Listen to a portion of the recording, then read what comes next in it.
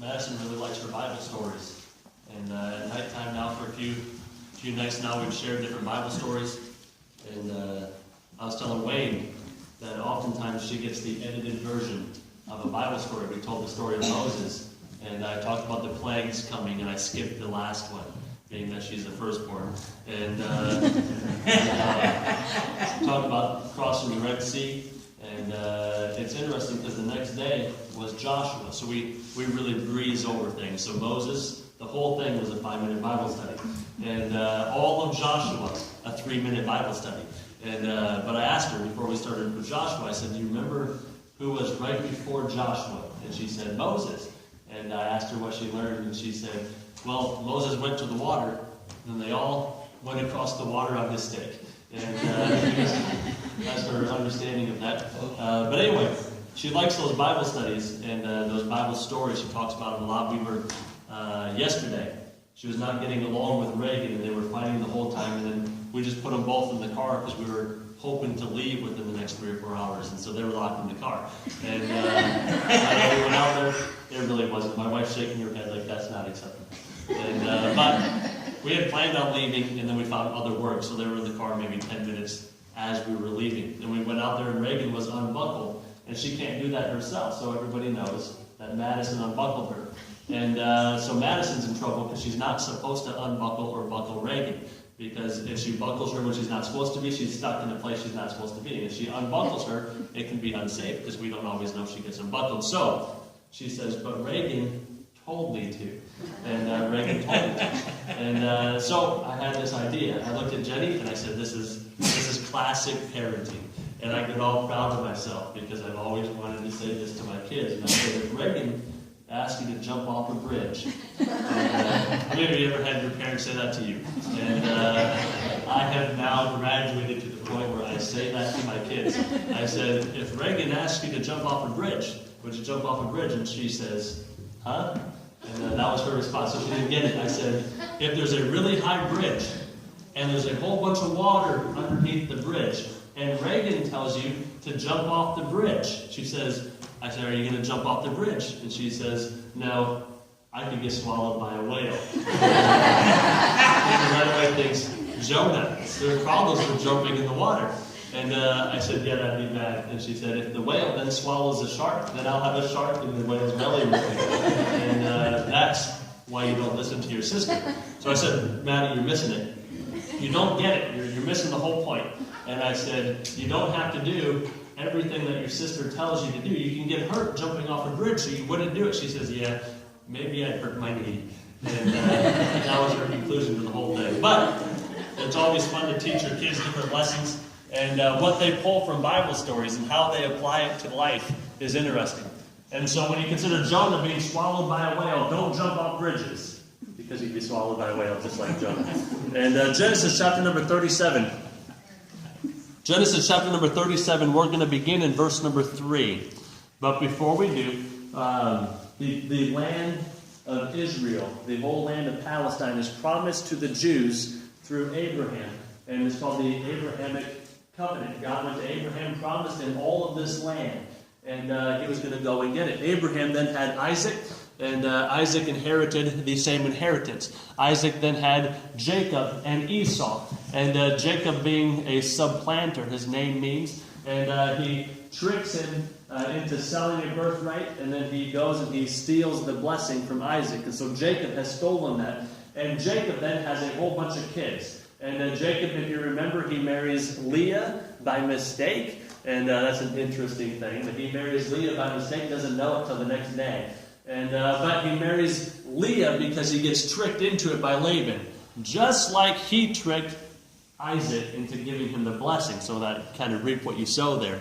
And so he labors another 7 years. He gets Rachel. And Leah can have kids. Rachel's not having kids. And Rachel's the one that Jacob really loves. And so Rachel is getting jealous of Leah. And there's this relationship strife. And so Rachel says, here's my handmaid. And so Jacob has kids. And Leah says, well, that's cheating, so here's my handmaid. Jacob has more kids. There's all these kids being born.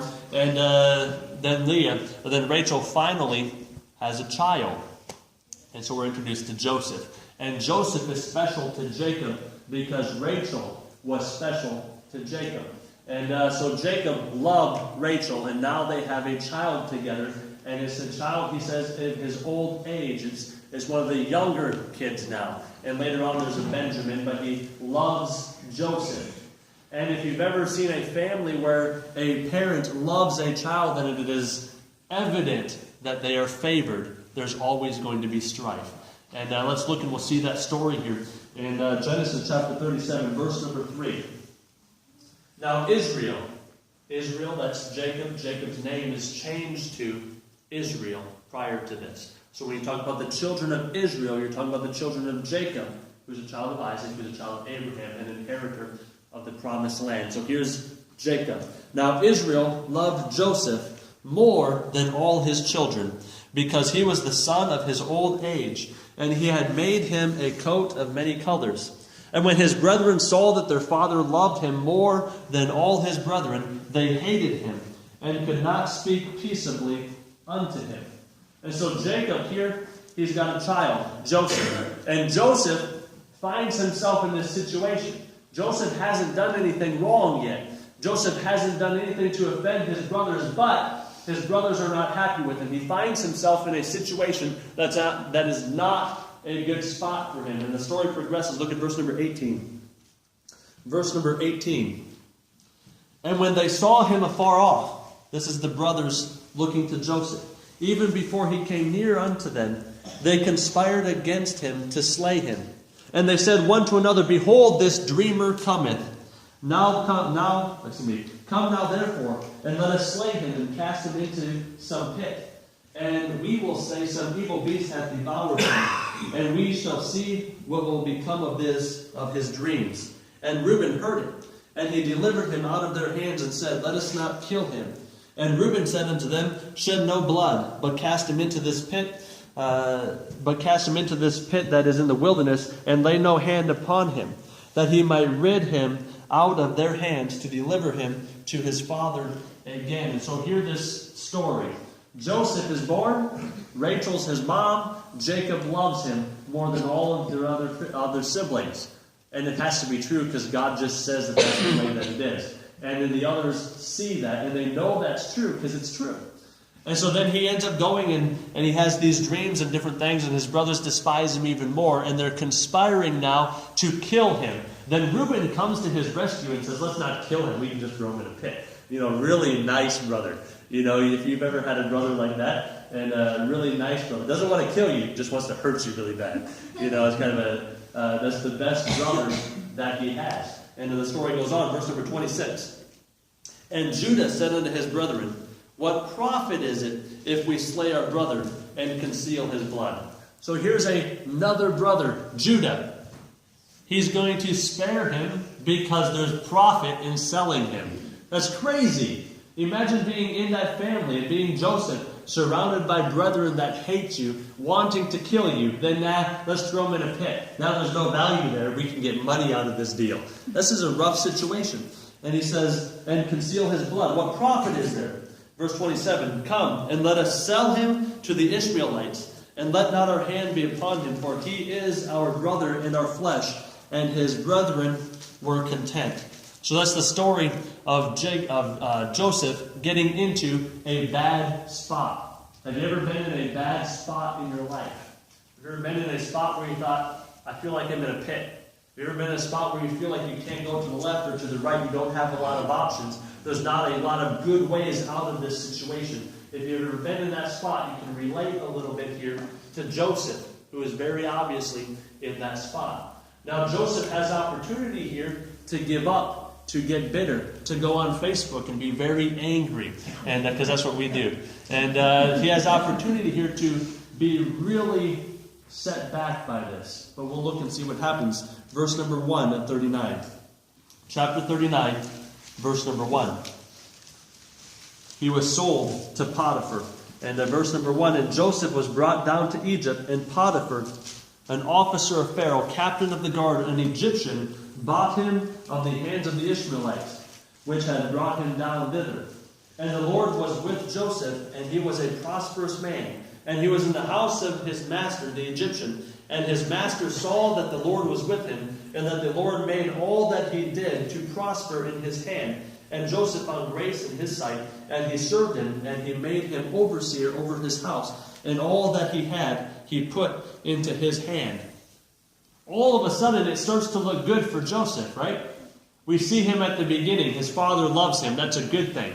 And then all of a sudden, his brothers hate him. That's a bad thing. And it's kind of like that story. And a man, it was his birthday. And everybody says, yay.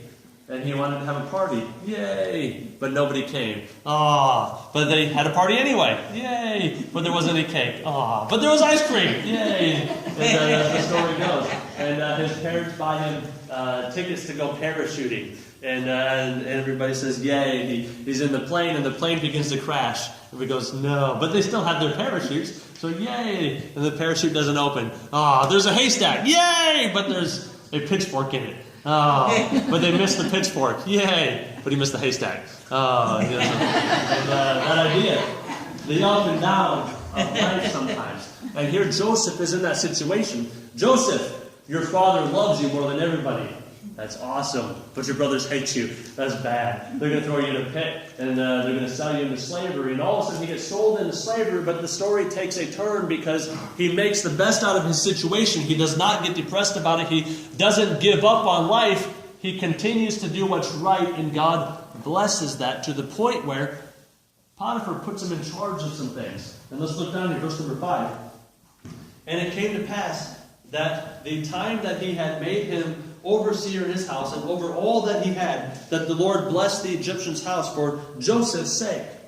And the blessing of the Lord was upon all that he had in the house and in the field. And he left all that he had in Joseph's hand, and he knew not aught he had, save the bread which he did eat. And Joseph was a goodly person and well favored. What that means is Joseph did everything that Potiphar was supposed to do. Joseph did everything for him.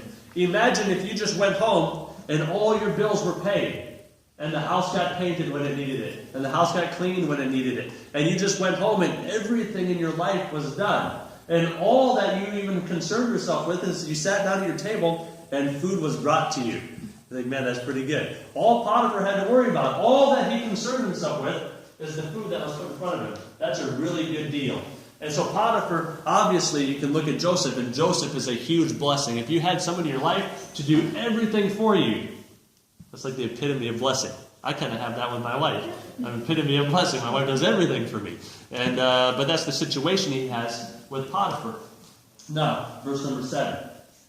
We talked about the up and the down, and the up and the down. That good thing that he's got. He didn't give up after being sold. He did what was right. God blessed him. And now the heartache comes again. Another down, verse 7. And it came to pass after these things that his master's wife cast her eyes upon Joseph. And she said, lie with me. Now there's a situation there. The Bible tells us that Joseph was in charge of everything except for Potiphar's wife. So the one thing that is limited to him is coming to him and tempting him here. Let's look at verse number 11.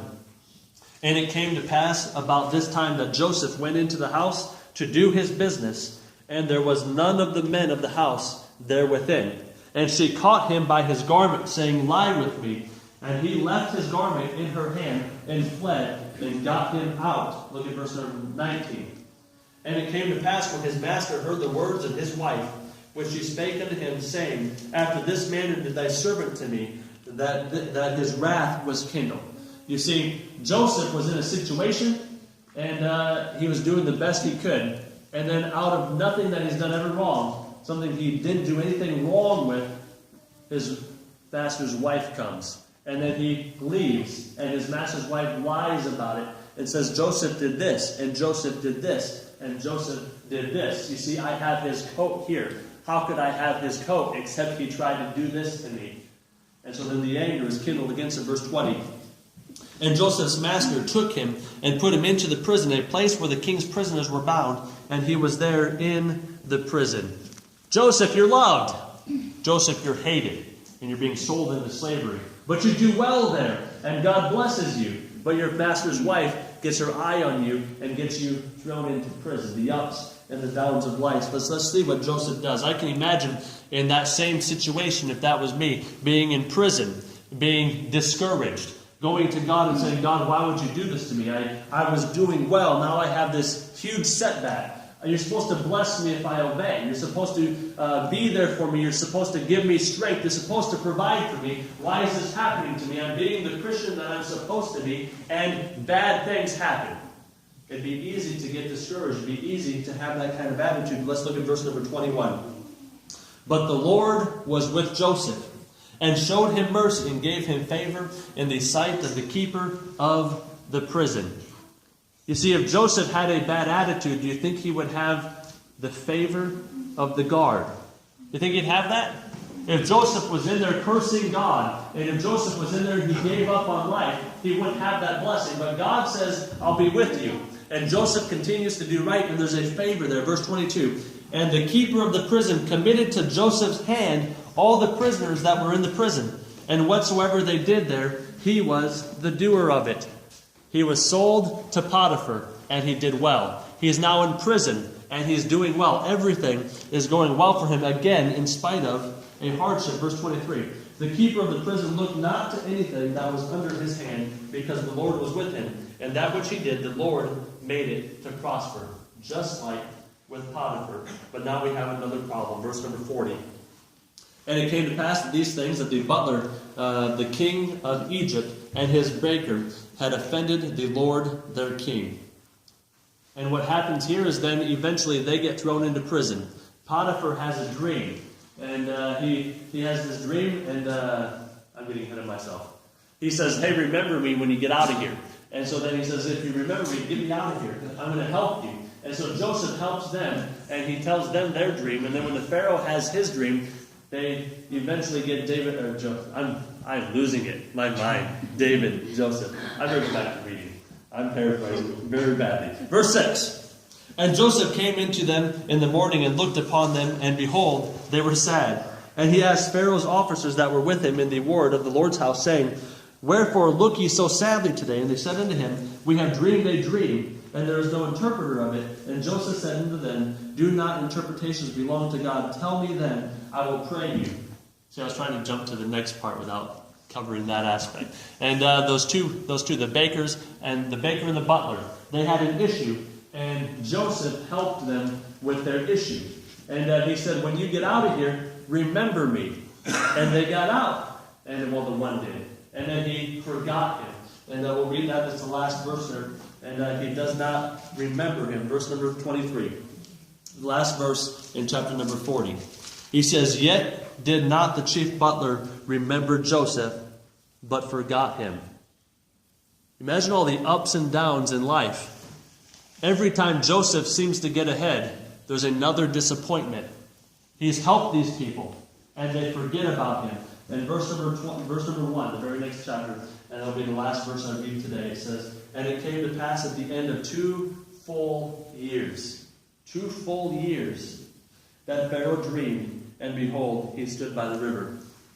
That's Joseph's ticket out. And Joseph eventually gets out of prison because he interprets that dream for Pharaoh, and then he's in charge of the entire Pharaoh, the entire Egyptian, I'm thinking the word empire. The entire Egyptian empire, which is the greatest empire in the world at the time. The only person who's above Joseph is Pharaoh, and it's only by title only.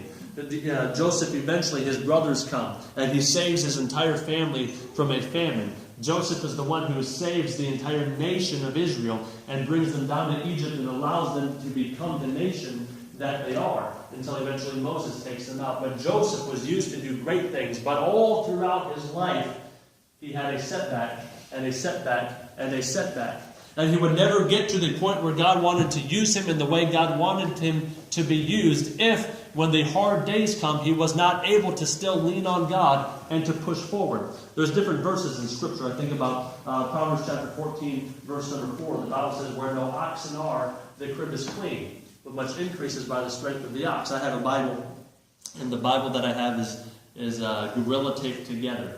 And both the front cover and the back cover have fallen off, but I've taken Gorilla tape. I've got it all taped together, and I've got so many different things highlighted. It's the Bible I had for the 5 years in college. So if you can imagine sitting through all those classes, highlighting and writing, and chapel sermon every single day, writing down all the cool stuff that they say. And then now I look back, half of it doesn't even make sense because it's some Johnson, some freshman who didn't know nothing. But in that Bible, I have on the back my dad writing some advice. This is God's Word. Learn it, live it, love it, teach it. Something like that.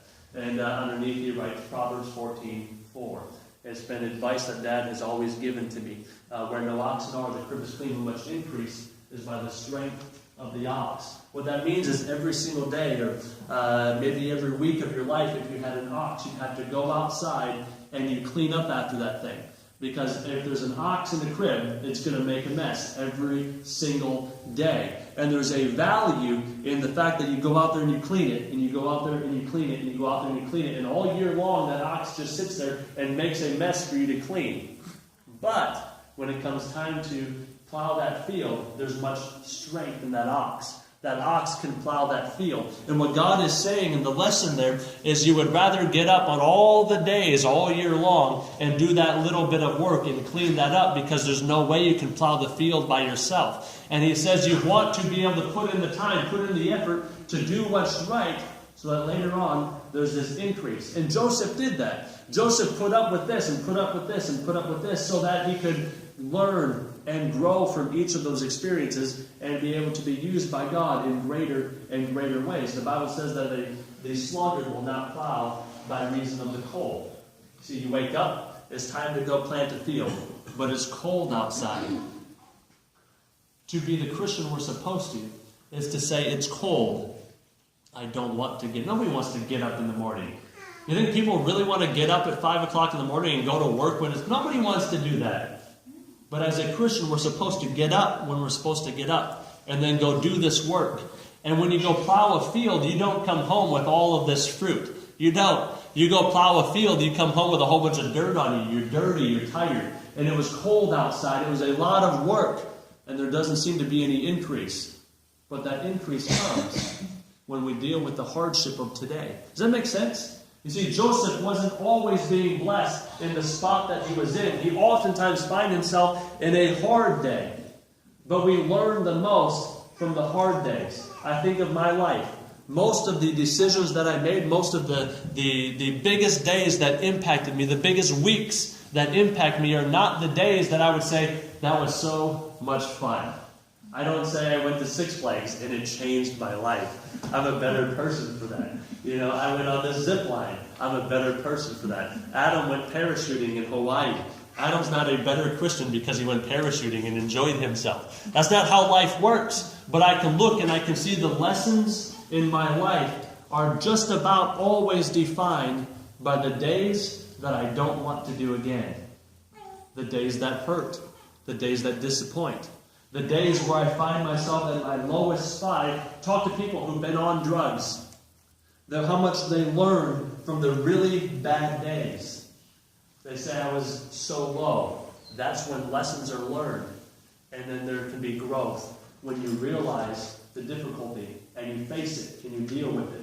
You see, you don't get to bring home the fruit when you go out and plow. You plow because you know the fruit's coming. That's how it works. Joseph did right when he was sold into slavery. Not because he loved being in slavery. Nobody would like that. Nobody would enjoy that. But when life gave him lemons, as they say, he made some lemonade. And I saw on Facebook that life makes lemons. Life gives you lemons, freeze them, then you can throw them at the people to make your life full of lemons. But Joseph, he looked at his situation, his spot, and he did what was right, even in a bad spot. And in the hard days, that's when he grew. Because every time he ends up in a greater place and a greater place. And that idea with Joseph, if he would have stayed with Jacob and everything would have been fine, where do you think Joseph's life would have ended up? There would eventually been a famine and it all would have died. Because a lot of the people in the world died. A lot of people. What made Joseph stand out is a trial came. And that trial helped him to grow to the point where he was in charge of Potiphar's house. And then a trial came, and it helped him to grow in that trial. and he persevered through the hard days, the days of cleaning the crib, the days of plowing in the cold, and then eventually he reaped the harvest that God had planned for him. In your life, you don't grow in happy times. You grow in dangerous times, in sad times, in difficult times. Every time you plant a seed, that seed dies, and it gives new growth. We learn from the hard days. In my life, I learned a lot the week Madison was in the NICU. In my life, I learned a lot the day Luke passed away. I learned a lot about myself that entire week. I learned a lot. I've talked to Wayne about some of the lessons I learned through that whole thing. They're life lessons. It changes the way I think. It changes how I look at things. When I was growing up, to watch my mom pass away. My mom was a smoker. She dies of cancer. I learned from that. I tell the story of Kevin Koenig. Kevin Koenig jumping on a trampoline. Kevin was drinking. Kevin was smoking pot at the same time. Kevin's heart dies. It just stops. And then he falls on the trampoline lifeless. I remember that. And that week taught me some things. I remember going to that funeral and watching his mom cry bitterly. Bitter tears. Angry tears. I learned a lot from that. I can learn a lot more from my hard times. I remember going to school and show up at school. I don't know anything about what's going on, but everybody inside's crying. And I go in and I find out that 3 of our friends in school just died because they were with another guy in a town 8 miles away, Baltic, South Dakota. He was driving, he was drinking, he was drunk, and he went into this bridge. I learned a lot that week. I remember seeing a lady named Katrina. She had cancer. I learned a lot from her because I could see what she learned through her hard times. You grow when life isn't any fun. Just like a field produces fruit because you do what isn't fun. At the end of the week, you bring home a paycheck because you did what wasn't fun. You see, when I get up and I go to work, I don't enjoy that day. But that day is what brings me the increase. If I wake up and I do nothing, that's a nice, relaxing day. But that day does not bring an increase. I don't get paid to have my days off. I get paid for working. I don't grow for having my easy days. I grow from having my difficult ones. And the same is true with you. Don't forget the lessons you learn when it's hard. And if you're in a hard time, look for the lesson in it. Otherwise, it's just a setback. Otherwise, it's just a bad day for the sake of being a bad day. Joseph took them and he made them stepping stones. Let's do something with our hard times. God's always going to be in your corner every time you see Joseph in this situation. He's in slavery.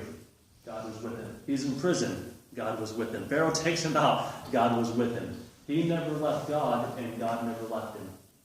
There's a good truth there, even in the hard times. As Miss Kate comes forward, the invitation is going to be open. If you'd like to come down to the front, you can come down to the front and pray about some things. You can stay in your seat, and you can pray where you're at. It makes no difference to me, but stand with me this morning.